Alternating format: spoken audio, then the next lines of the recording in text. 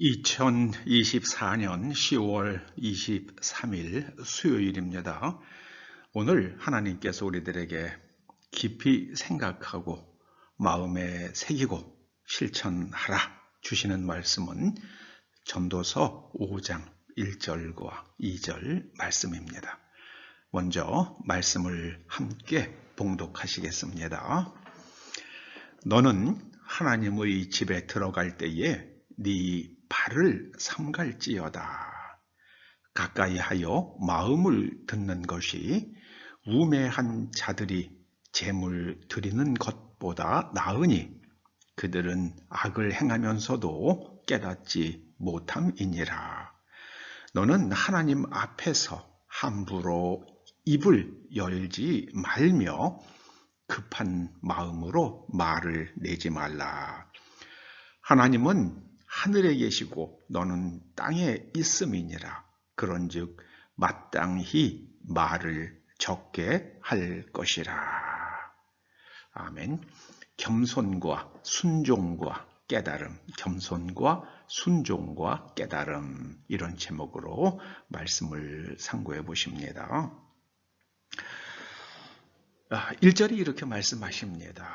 하나님의 집에 들어갈 때에 네 발을 삼갈지어다.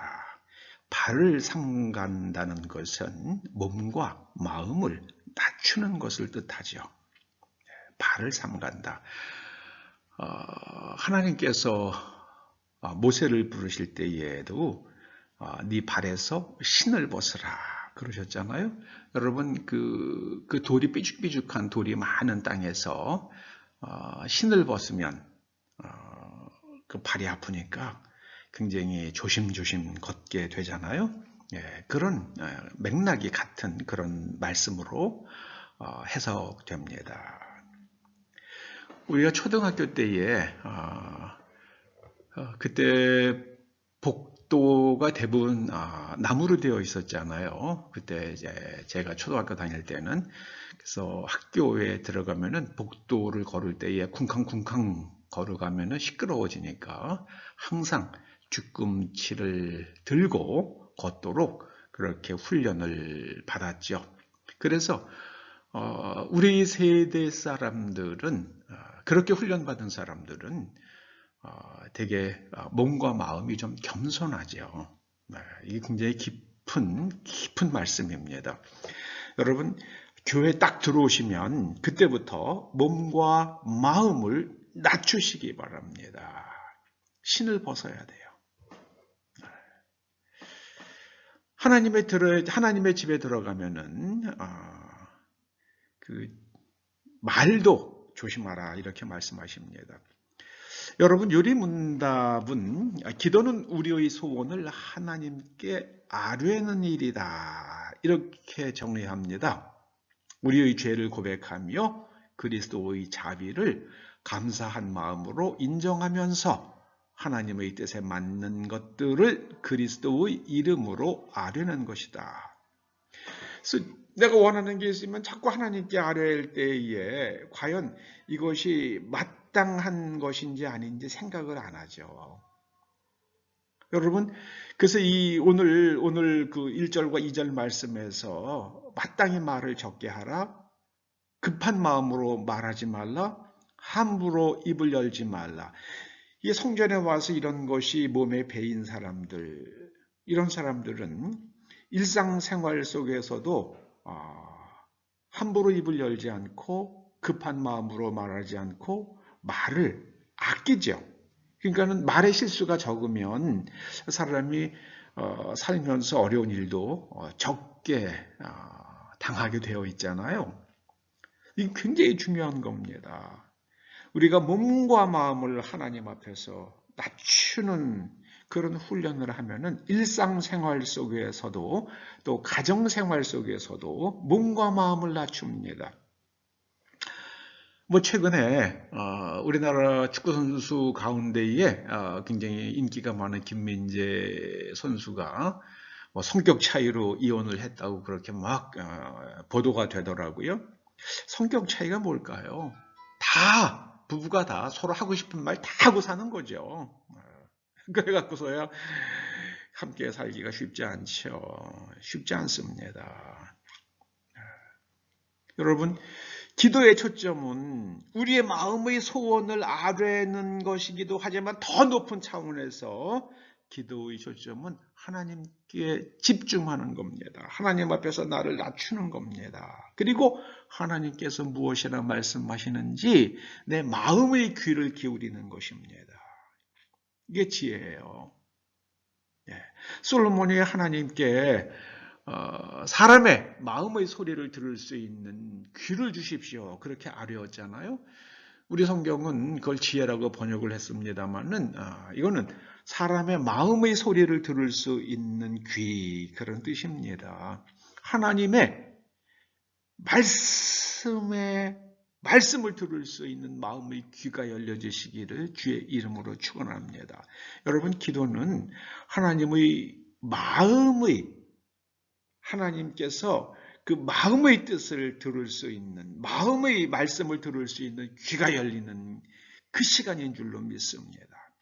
이게 훨씬 더 우리가 하려기 전에 하나님께서는 우리에게 무엇이 필요할지를 다 아세요. 이게 주님의 말씀입니다. 그러므로 우리가 하나님의 말씀을 듣고 그 말씀에 순종하는 것이 제사를 지내는 것보다 낫습니다. 어리석은 사람들이 제물 드리는 거 하나님께서 기뻐하시겠습니까? 이사야서 1장 보세요. 너희들이 제물 드린다고 그러면서 그냥 내장 태우고 지방 태우고 그 연기 냄새에 아주 그냥 막 약간 넌더리가 난다 그러시잖아요. 예. 사무엘 선지자를 통해서 말씀하셨죠. 순종이 제사보다 낫다. 순종이 제사보다 낫다. 내가 무엇을 순종치 못하고 있는 것인지 그걸 깨달아야죠. 그걸 깨달아야 됩니다. 사람들이 악을 행하면서도 깨닫지 못합니다. 그 대표적인 사람이 누구였습니까? 가인이었죠. 가인이요. 하나님께서 자신의 재물을 받지 않으셨다 그러면은요, 어떻게 생각해야 됩니까? 이거 내가 뭘 잘못했나?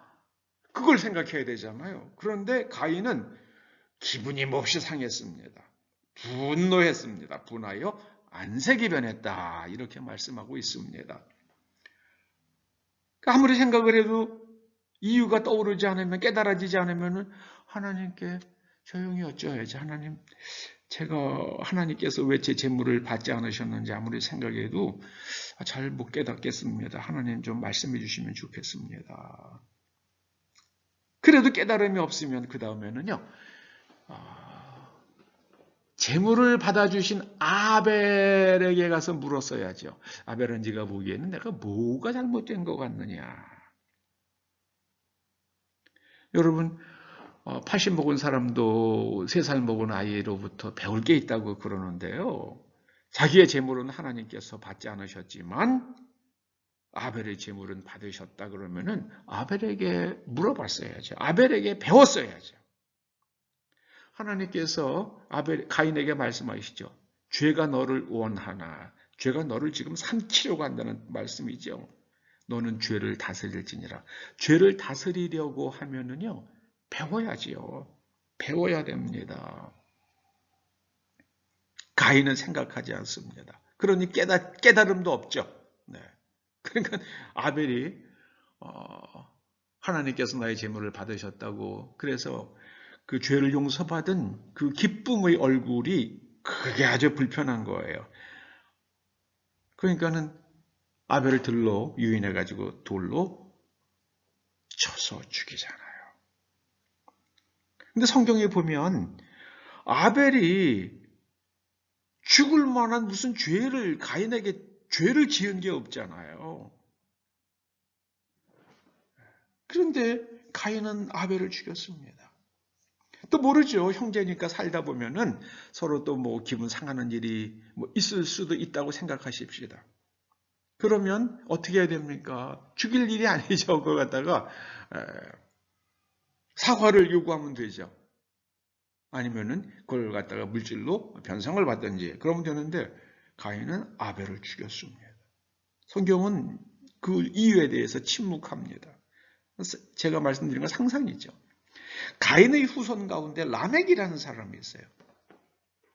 라멕이 뭐라 그럽니까? 나의 상처로 말미암아 내가 사람을 죽였다.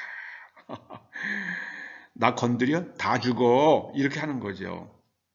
그리고 77배로 복수하는 것이 나의 삶의 방식이라고 큰소리 뽕뽕 치잖아요. 이런 사람들이 있죠, 오늘날에도. 누가 그렇습니까? 조폭도목들이 그러죠. 이런 시대의 사람들을 향해서 하나님께서 눈에는 눈, 이에는 이. 그러니까 네가 받은 것만, 당한 것만큼만 복수하라고 말씀하시는 거죠. 77배, 77배로 갚아주겠다고 하는 사람들을 향해서 동가로 보복하라. 그렇게 말씀하시는 거죠. 여러분, 하나님은 하늘에 계시고 우리는 땅에 있습니다. 그러므로 이 땅에 사는 우리가 하나님 앞에서 뭐 그렇게 너절너절하게 얘기할 게 뭐가 있겠습니까? 또 우리가 마음의 소원이 다 이루어지면은 우리가 좋은 사람 되겠습니까? 형편없는 사람이 되겠습니까? 거액의 복권에 당첨된 사람들의 인생이 망가졌다는 얘기를 우리 다 듣잖아요. 여러분, 우리에게 갑자기 뭐 500억, 1000억의 돈이 생겼다고 가정해 보십시다. 여러분, 그 돈 가지고 뭐 하실 것 같아요?